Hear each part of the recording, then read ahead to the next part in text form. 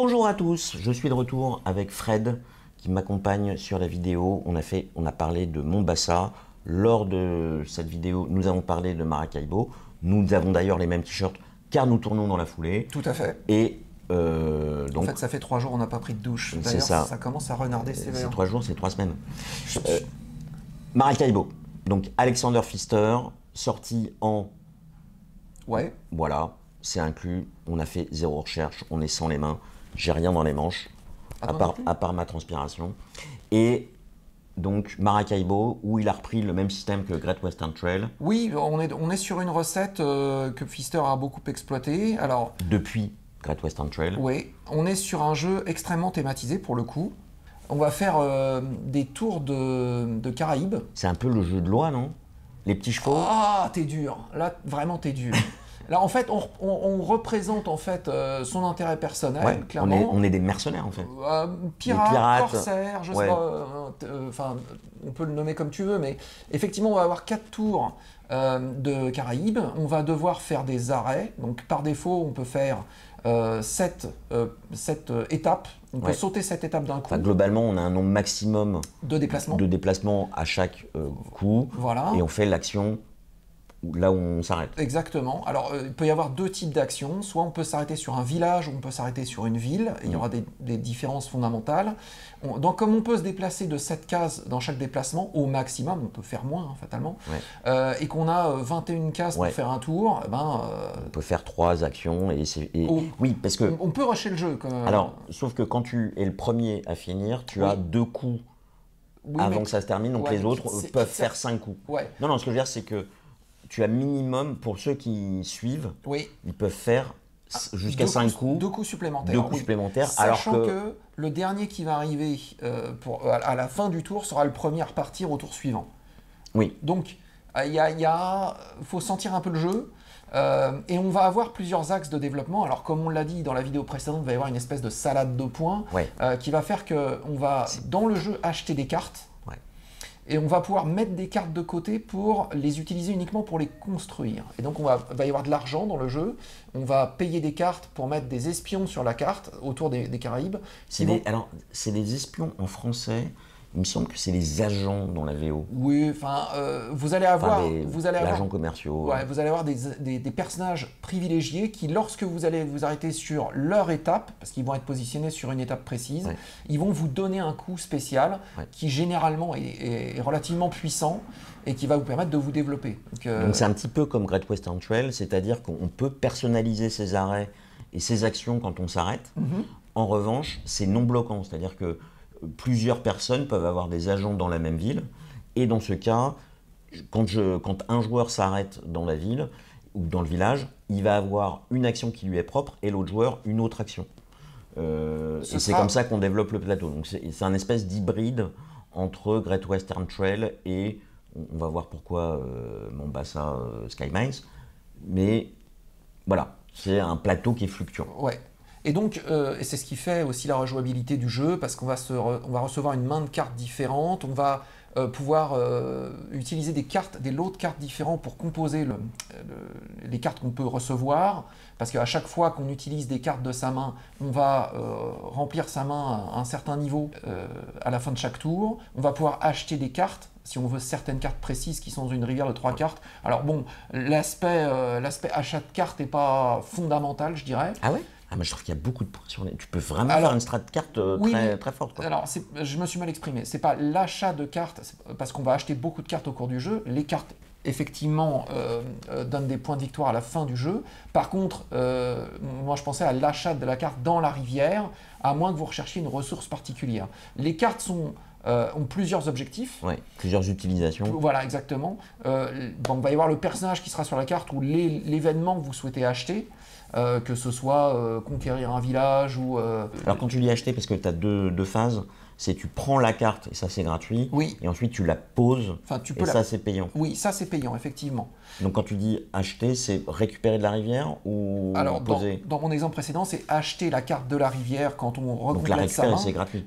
Alors, soit tu la pioches de la pioche principale, et effectivement là c'est gratuit, mais tu ne choisis pas la carte. oui. Soit il y a la rivière, et donc tu as 3 cartes disponibles, et effectivement la carte que tu vas prendre va te coûter Oui, mais c'est pas le coût pour poser la C'est carte pas qui est le coût lui pour le- non. beaucoup plus élevé. Mais de facto, si tu prends la carte de la rivière et que tu la payes, connaissant la carte que tu vas prendre, son coût va, enfin ce 1 d'unité d'argent va s'ajouter sur le coût que tu vas devoir payer pour poser la carte. Oui, mais c'est juste un. T'as des cartes Oui. qui sont très chères. Oui, Ensuite à peser. c'est peanuts.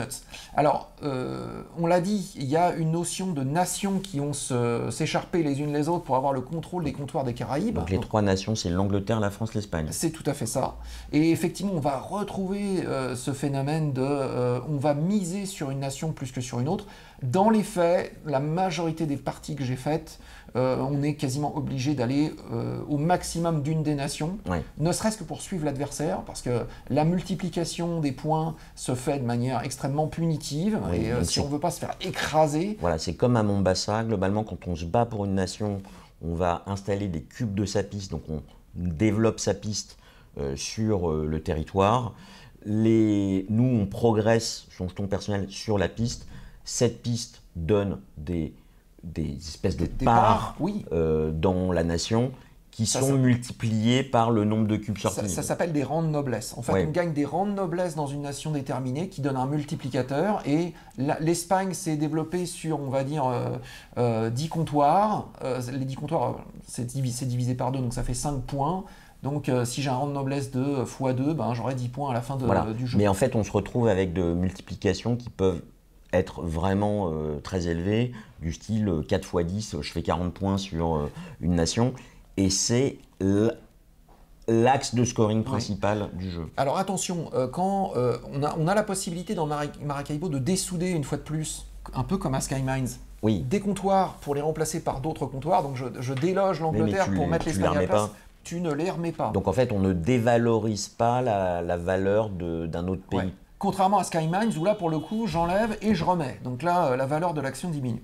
Alors, l'élément complémentaire qui fait tout le sel de Maracaibo, c'est aussi la piste d'exploration. Donc, vous avez cette espèce de tour de piste autour des Caraïbes qui va avoir lieu 4 fois. Et vous allez avoir un personnage supplémentaire qui va être dans la jungle et qui va pouvoir aussi se développer À la machette. voilà, et qui va avancer dans la jungle et récupérer des bonus. Alors, en tout début de partie, on vous donne 2 cartes qui vous donnent un peu les éléments clés de votre carrière et qui va vous permettre de récupérer des agents aussi quand vous faites les missions qui sont sur la carte. Et donc, ces cartes ont 3 axes principaux et ça peut être justement vous développer sur 2 nations, développer complètement une nation, ça peut être Ça donne des directions en fait. voilà, explorer la forêt. La chose qui sera systématique à quasiment toutes les cartes de carrière, c'est d'aller récupérer des quêtes. Et les quêtes, elles sont disposées, je dirais pas aléatoirement, on connaît où sera la prochaine Oui, ça quête. dépend du scénario, il y a différents scénarios. Et donc c'est un petit carré de carton qu'on va rajouter à une étape donnée. Et si on a les ingrédients nécessaires, qui sont les cartes qui sont dans vos mains, vous allez pouvoir valider la quête. Et donc le but du jeu, c'est d'avoir le plus de quêtes possible pour pouvoir valider votre carte de carrière. Ouais. Moi, j'avais été déçu du fait que justement ces axes de la piste de l'explorateur et de quête soient largement des à côté du scoring principal qui est le développement des nations. Alors c'est ce qui fait, entre guillemets, le coup de cœur du jeu. C'est-à-dire que c'est un jeu qui n'est pas parfait. Effectivement, on a parlé juste avant de Sky Mines. Sky Mines, c'est un moteur de Ferrari, ça ronronne, ça bouge, il n'y a pas de problème. On ne se pose pas beaucoup de questions. Une fois qu'on maîtrise bien le jeu, c'est parti. Maracaibo, je vais me faire insulter, mais c'est pas grave. Ça a un petit côté talisman. C'est-à-dire que non, mais tu disais tout à l'heure, c'est un peu le jeu de loi. Oui, il y a un peu de ça. La maîtrise du jeu va être vraiment très Alors délicate. ça donne un peu une indication de nos âges. Oh, ça va. Voilà. Moi aussi, j'ai joué à Magic. On a cet aspect. T'as vendu le Black Lotus aussi? Non, non, je l'ai gardé, il est dans un coffre en Suisse. On a dans Maracaibo cette thématisation forte qui fait qu'on va se dire ah, je vais explorer. Et puis on y prend goût.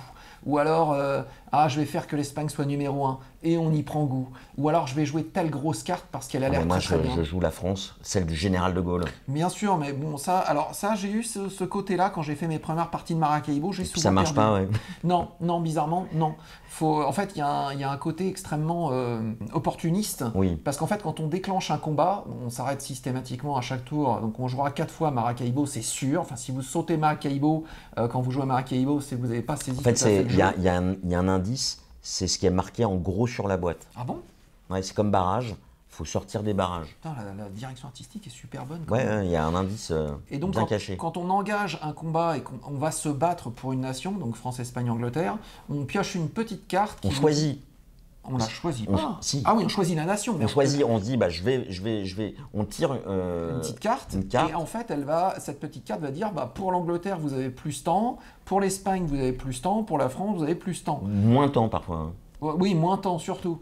Ou alors, on vous Tel donne- bonus si vous Voilà. vous battez pour telle compagnie. Ou alors, telle telle nation. Donc, voilà, vous vous battez pour telle nation, vous aurez plus 5 argent, mais ça va vous coûter 3 points de victoire. Donc, on est dans l'opportunisme total. On ne se bat pas pour la France du général de Gaulle, on se bat pour la nation qui va nous Mais c'est parce que rapporter le plus. t'as pas d'honneur, t'as pas de. Ah non, voilà, ça, t'as non. pas À d'honneur. Maracaibo, il n'y a pas d'honneur. Mais ce qui est important aussi de souligner, un des gros moteurs de points, c'est qu'à chaque tour, alors suivant la variante à laquelle vous jouez, vous allez révéler Oui. une carte à chaque tour qui va vous donner une autre direction de développement, Qui est un objectif de fin de partie. En voilà, dans laquelle vous allez acheter un bâtiment de prestige pour pouvoir parier, pour pouvoir être valorisé, scoré sur ce type de fait. ressources. Du scoring. Ouais, c'est un scoring en soi. Ça coûte très cher, ça coûte 25 Pesos, thunes. mesetas, Ouais, whatever. Et vous allez pouvoir placer un personnage sur le francs, français celle du général de Gaulle. et de René Coty. Et donc vous allez pouvoir placer votre personnage sur la carte en question et votre scoring va être variable en fonction du nombre de développements que Oui, vous aurez fait sur c'est votre capé bateau. à 20 ou 25. Hein, ça. 16, je crois. Oui. Enfin bon, bref.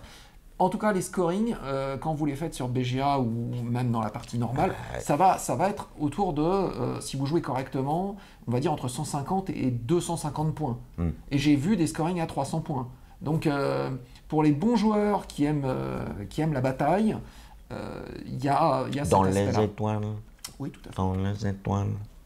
C'est un jeu qui est difficile de prise en main. Ouais, les L'explication- règles, l'explication, moi j'ai eu le syndrome, parce que je l'ai expliqué plusieurs fois, de On est perdu. non, voilà, je t'explique les règles, et puis encore cette règle, et puis encore cette règle, et t'as l'impression que Ça n'en finit ça pas. n'en finit pas de règles supplémentaires, alors que finalement le tour est simple. Le tour est très Je simple. bouge mon bateau, je fais l'action, à toi. En fait, le jeu est plus fluide et moins compliqué dans son déroulement qu'il n'a expliqué les règles. Et j'ai honte de le dire, mais sur BGA... bon, Non, t'as au- pas honte, tu mens. Non, c'est vrai.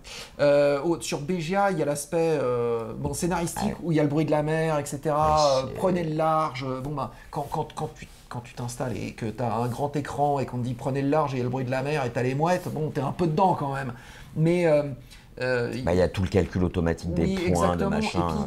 Et puis, BGA va vous dire, tu as 7 coups, tu peux te déplacer de 7 coups, voilà les étapes sur lesquelles Ouais, tu ouais, peux ouais. aller. Quand on est sur le plateau en carton, 7 étapes, 1, 2, 3, 4, 5, 6, Non, 7. Fred, t'as voilà. pas le droit d'aller là. Voilà. Ah oui, pardon. Voilà. Et il y a aussi des coups, et ça m'est arrivé très récemment, où on a pas mal de cartes en main et BGA vous dit, ben non, tu peux rien jouer. Et Oui. ça m'est arrivé d'être extrêmement frustré. Je me disais, il y a un bug. Oui. Et non, en fait, j'avais plus d'agents disponibles, donc je pouvais pas jouer de Ah cartes. oui, oula, ah oui, d'accord. Et donc, par contre, là, pour le coup, quand vous avez le plateau Ouais, et que vous ouais. n'avez pas d'agent, bah oui, Bah, oui, il tu faut peux contrôler- tu peux pas jouer, tu peux pas t'acheter de cartes parce qu'il n'y a Ouais. pas d'agent. Voilà, mais il faut contrôler ce que font les autres parce que t'es vite à faire une erreur involontaire, sauf quand tu t'appelles. Non. Joël? Non, c'était Non, pas, non, non, c'était non. pas le bon nom. Non, je ne vise personne. Non. Et il faut contrôler les uns l'autre parce que l'erreur est Et facile. Et facile. Et c'est vrai que la version digitale, bah, comme souvent, comme pour Ark Nova, comme pour Sight, la version digitale qui n'est pas sur BG, hein, mais le jeu sur Steam. Il est sur BGA. Parce que Sight est maintenant. Sight, ouais, mais en tout cas, moi je connaissais la version Steam. Oui. Extraordinaire. Hein. Tu prends ton méca et on te dit exactement où tu peux aller. Quoi. Oui, bah tout est mâché. Ah quoi. oui, c'est vrai, je peux prendre le tunnel, le machin, le truc. Voilà. L'algorithmique rend les choses beaucoup plus Ouais, et simples. puis voilà. Et vous avez le scoring en plus en direct, vous savez combien, qui est à Alors combien. ça, tu peux le cacher. Parce que c'est vrai que c'est pas dans le jeu. Bah, ça influence énormément. Oui, mais dans le bon sens, moi je trouve. Moi, je pense que justement, l'intérêt d'un jeu comme Maracaibo, c'est de ne pas savoir où en sont les autres à un instant T. Il y a de l'estimation, il y a du guessing, mais c'est très difficile de savoir au point près. Parce que les cartes. Rapport des points. Oui, mais ceci dit, les cartes sont visibles. Donc, tu sais. Oui. Mais en fait, tu vas pas t'amuser à calculer le score de quelqu'un à chaque tour, quoi. Alors, Maracaibo, le jeu de base, on peut effectivement faire beaucoup de parties et c'est un jeu qui est très prenant. On peut s'enjailler dedans. Voilà, il y a différents niveaux de difficulté en fonction du scénario. Mais on peut surtout jouer à la partie scénaristique, narrative. Donc campagne. Voilà, où vous allez avoir des personnages qui sont des cartes spécifiques qui vont être mis en jeu. Vous allez avoir donc un narratif. Une modification de la map. Voilà, il y a la peste qui débarque dans les Caraïbes. Il y a certaines étapes qui sont condamnées. Vous allez avoir le médecin qu'il faut aller chercher à telle étape. Le médecin, il a besoin de telles herbes pour aller préparer de quoi soigner la peste. Donc il faut trouver les herbes. Enfin, et à chaque partie que vous allez faire, alors il y a une grosse pile de cartes liées au scénario, à chaque tour, à chaque fin de tour surtout, si l'étape de l'histoire a été validée, on sort la partie suivante et on met en place effectivement les modifications du plateau à chaque nouveau tour. Et là, ça change complètement le jeu. Effectivement, ça va inviter les joueurs qui sont là pour gagner, pour rusher, justement à moins rusher pour aller faire les étapes, pour avoir la partie narrative qui se met en place. On a des branches de décision. Ah oui ? C'est vrai, tout à fait. Je n'ai pas fait la campagne. Moi, j'ai fait une partie complète avec la campagne, avec beaucoup d'étapes qui ont été validées. Et il y a, t'as le médecin. Est-ce que le médecin, on va lui faire trouver les vaccins contre la rage ? Ouais, le vaccin contre la peste. Est-ce qu'il met en place le médicament contre la peste, ou est-ce qu'on va aller régler les dettes du médecin qui a des dettes chez un usurier à une étape bien déterminée. Et donc, on va choisir. Et donc, ça va influencer... Ah, tu peux pas faire les deux ? Non. Tu es obligé de choisir quelle partie du scénario tu vas. Choisir, c'est renoncer. C'est ça, exactement. Et mourir, c'est crever un pneu. C'est une des parties de Maracaibo qui suscite sa rejouabilité et qui donne de la profondeur au jeu. Et donc Pfister a fait une extension qui s'appelle The Uprising, qui est sortie en 2021, qui est assez dur à trouver, je crois. Ah oui ? Ah oui. Moi, je l'ai là. Enfin, elle est juste devant toi. Ouais, mais au niveau du reprint et au niveau de la quantité de boîtes qui ont été pondues, il n'y en a pas tant que ça. Donc, si vous êtes fan de Maracaibo et que vous voulez trouver The Uprising, affolez-vous. Et donc là, je peux éventuellement le vendre très cher. Je me doute. Et donc là, on est sur un nouveau paquet d'histoires scénaristiques. On a des plateaux double face qui ont été ajoutés. Double layer, c'est la vie. Si vous voulez le double layer pour Maracaibo, c'est faisable. Allez sur Etsy. Ouais. Moi, je l'ai. Contactez des gens qui peuvent vous faire une opération des reins pour revendre votre rein. J'ai vendu mon 17e pour Flesh and Blood cette semaine. Quand même. Tout ça pour des cartes Legacy qui Extended sont à Art. Ouais. Foil. Et donc vous pouvez avoir le double layer avec des morceaux de plastique qui s'adaptent sur les plateaux des joueurs pour Maracaibo. Là, dans Maracaibo Uprising, vous avez les double layers qui sont inclus. Mais qui ne sont pas tout à fait les mêmes. Qui ne sont pas tout à fait les mêmes, parce que dans Maracaibo Uprising, vous avez des cartes supplémentaires qui peuvent s'ajouter pour faire varier les plateaux. Donc c'est encore pour ajouter de la rejouabilité. Mais néanmoins... moi, je pense que le double layer a dû être mis en place dès le début. Ouais, un peu. C'est ce qui a été fait dans le reprint de Great Western Trail. Tout à fait. La seconde édition. C'est qu'en fait, vous avez du déblocage de plateau dans Maracaibo. Vous allez poser des cubes et des choses comme ça. Et en fait, vous éternuez. C'est comme Terraforming Mars. C'est cramé. Voilà, la partie est perdue. C'est fini. Il faut prendre, ou alors vous faites des photos avec votre mobile entre chaque tour, quoi. Ouais, ça peut être aussi une solution. Ouais, c'est comme c'est faire sympa, une sauvegarde. c'est pratique. Ouais. Mais en tout cas, oui, pour le double layer, je dirais que pour Maracaibo, c'est quasi obligatoire. Ouais, voilà. En tout cas, c'est très bien. Qu'est-ce que tu penses de Pirates de Maracaibo rapport à Maracaibo ? On va arriver sur un débat, parce que Maracaibo, moi j'adore. Je fais des parties très régulières sur BGA. Je perds très régulièrement. J'ai un adversaire qui s'appelle Pushkin. Je te casserai les jambes et je kidnapperai tes enfants. Je t'ai mis quelques sévères fessées aussi. Accessoirement, mais on joue comme on aime. Et Maracaibo, j'adore pour l'immersion, pour la thématique, pour le scénario. On a littéralement dans Maracaibo l'impression d'avoir les pieds dans la mer des Caraïbes. Avec le verre cassé, c'est... Ouais, ça donne un peu de perspective. Oui, dans Maracaibo, on a cette sensation d'avoir les pieds dans la mer des Caraïbes et d'être immergé dans une aventure. C'est à jouer avec du punch. Ouais, ouh là là, ouais. Et on se fait cet après-midi, Maracaibo. Maracaibo, on va se faire un petit punch. Ouais, ça va être terrible. J'ai pas rien de prévu ce soir. Voilà.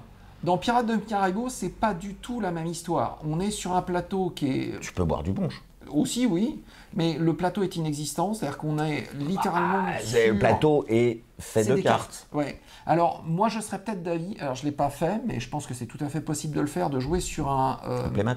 ouais, un playmat Bah, dédié. il y a un playmat qui est sorti. Moi, j'aimerais bien m'en faire un custo où il y a la piste de score parce qu'il y a un problème, je trouve, avec les jetons Oui, de c'est score c'est pas pratique. Voilà, c'est pas très pratique. Là aussi, on va remettre un coup sur la tronche de Pfister, mais parce qu'on l'aime ce garçon.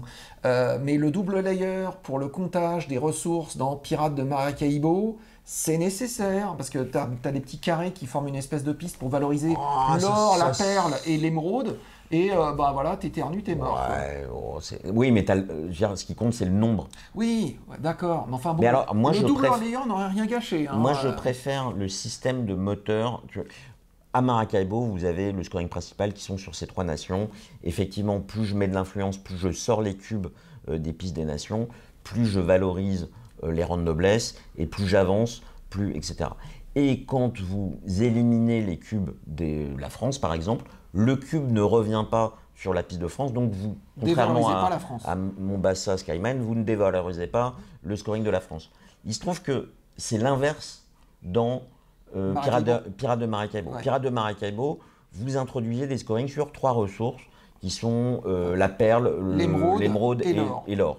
Et en fait, bah, moi, si je veux de l'or, je prends de l'or dans une réserve commune et je fais diminuer la valeur de l'or au lieu de la faire augmenter. Oui, en fait, tu augmentes la quantité d'or qui est disponible sur le marché et du coup, tu diminues la valeur d'or. Comme c'est le même Et en système fait, ça boursier. fonctionne pour moi exactement à l'envers. C'est plus les joueurs prennent de l'or, moins ça vaut de points, contrairement à Mombasa / Maracaibo, qui est plus je développe, plus ça vaut. Oui. Et donc, il y a ce dilemme de j'en ai pris, mais ça vaut plus rien. Donc, il va falloir que je trouve des moyens pour en remettre, en fait. Et il peut y avoir des retournements de situation de fin de partie où effectivement on est super content, on a enterré, parce qu'on peut enterrer des trésors dans Pirates de Maracaibo, j'ai enterré plein d'or, mais l'or ne vaut plus rien, donc Alors, effectivement ouais.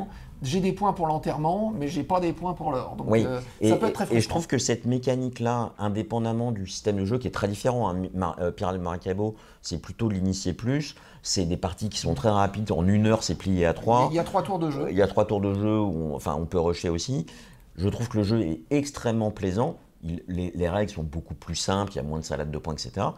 Mais je trouve que cette transformation du système de moteur de scoring sur ces trois axes est beaucoup plus malin. Alors oui, alors Pirates de Maracaibo est aussi une salade de points, faut le dire. Hein, vous allez acheter des cartes, vous arrêtez sur des cartes, vous les achetez pas, c'est vous qui décidez. Vous achetez des ressources, vous faites des raids. T'as pas autant de scoring. Il y a de l'exploration, c'est à peu près pareil. Hein, c'est à peu près pareil. Je trouve que c'est plus simple à expliquer. Ah oui, ça. T'as pas les effets des symboles, machin, qui activent tes cartes. Ouais. Un truc que je reconnais à Pirates de Maracaibo, et je trouve que ça, pour le coup, c'est vraiment super. Et ça a été implémenté dans BGA, c'est que vous avez des variantes de jeu qui sont passionnantes. Notamment, vous avez Brouillard de guerre, où vous allez jouer sur un plateau où vous ne savez pas la carte sur laquelle vous allez atterrir. Elle est retournée. Vous savez juste si c'est une île ou si c'est une ressource ou une carte à développer. Et donc après, ça va motiver le tour des autres qui sont aussi face à un brouillard de guerre. Donc là-dessus, il y a des choses très intéressantes. Pour les très bons joueurs, et j'en connais, on en a parmi nos gens, ils arrivent à faire à maîtriser le jeu. Moi, je trouve que c'est extrêmement difficile de savoir comment les autres vont scorer, comment nous allons scorer nous-mêmes. Quand même. Ah bah si, tu vois l'axe qu'a pris quelqu'un avec les cartes qu'il a développées, ouais. Tu as ton amélioration de ton plateau perso qui sont aussi faits sur ces différents axes, etc. quoi. Oui, alors après, ce qui est complexe, c'est que effectivement, faut être attentif à ce que font les autres, mais on peut toujours rusher. Et le rush incite à la panique. Et donc on va effectivement avoir passer des étapes. Une de mes proues, c'est-à-dire amélioration de tableau personnel que je préfère, c'est celle qui te permet à ton bateau d'aller plus vite. Ouais. Et alors là, c'est turbo.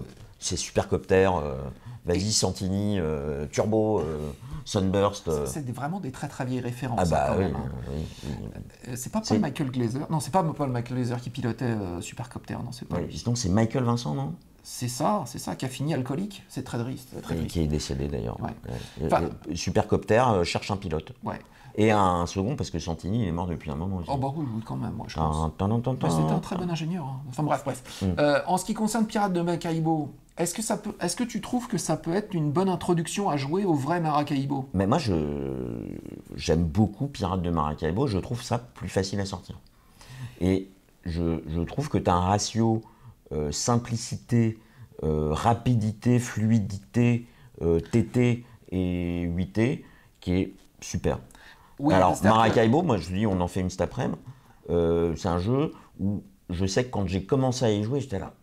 Le brouillard de hier, je me le prenais dans le cerveau, si tu veux. Ouais, je peux comprendre. C'est-à-dire que Maracaibo, pour il le est coup, dense. c'est un vrai jeu de cœur de soirée. Pirates de Maracaibo, on peut le sortir Ouais, en c'est fin un de jeu soirée. d'apéro. Ou peut-être pas quand même, mais... Non, mais c'est 1h à 3, tu Oui. le fais en fin d'après-midi avant un jeu plus costaud, quoi. Oui, c'est ça. Ou alors en fin de nuit, quand tu as terminé un gros terraforming Mars, bah, tu sors le Pirate de Maracaibo, hop, tout le monde va s'y mettre, quoi. ouais. Donc ça vaut le coup. On vous conseille de tester les deux. Si vous n'avez pas The Uprising et que vous avez Maracaibo... Pour 300 €, moi, on peut discuter. Ouais, 350. On partage. Ouais, ça vaut le coup. Et puis surtout, faites les scénarios parce que je trouve qu'il y a eu un vrai effort. Dans l'extension, il y a une nouvelle campagne qui est mise en place. Ça vaut le coup. Maracaibo est un jeu aussi auquel on peut jouer tout seul parce qu'il y a un personnage virtuel. Moi, je ne l'ai pas tenté physiquement, mais je l'ai tenté virtuellement parce que Maracaibo est disponible sur iPad. Et donc j'ai joué. En map? Oui, tu peux y jouer contre Le bot. On appelle ça un automa. Et bon, c'est pas très intéressant parce qu'en fait l'automa joue tout le temps de la même manière et donc c'est pas génial. Un peu comme moi. Mais néanmoins, ça j'osais pas le dire. Mais donc tenter Maracaibo, c'est une très belle aventure. Ouais, c'est un jeu qui est très sympathique. Et personnellement, moi qui n'ai pas une connexion très forte avec Great Western Trail, j'ai vraiment très envie aussi de tester Great Western Trail pour faire la différence, pour voir la différence. Alors, effectivement, on a parlé de Mombasa, on a parlé de Maracaibo, on parlera peut-être de Great Western Trail, moi il me faut un peu plus. Great Western Trail, pour moi, c'est plus un jeu c'est beaucoup plus technique, tempo. Pour moi, c'est un jeu qui est plus expert que Maracaibo. Sans doute. Tous ceux qui ont fait du Great Western Trail et qui ont fait beaucoup de parties ont un avantage considérable par rapport aux newbies qui commencent une première partie, c'est qu'ils savent quelle est la valeur de chaque carte. Et Maracaibo, c'est un peu pareil. Il y a beaucoup de cartes différentes, beaucoup de stratégies différentes. Et quand on a fait 15 parties, on évalue mieux les cartes. Qui est moins réglé, je trouve, aux petits oignons. Ah oui, tu vois. Ouais, il y a un petit côté... C'est un peu bordélique, il y a un le petit plateau. côté talisman. C'est un peu le bordel. On va jouer pour rigoler. Voilà. Bah, nous, on n'est plus là pour rigoler, donc on se dit ciao.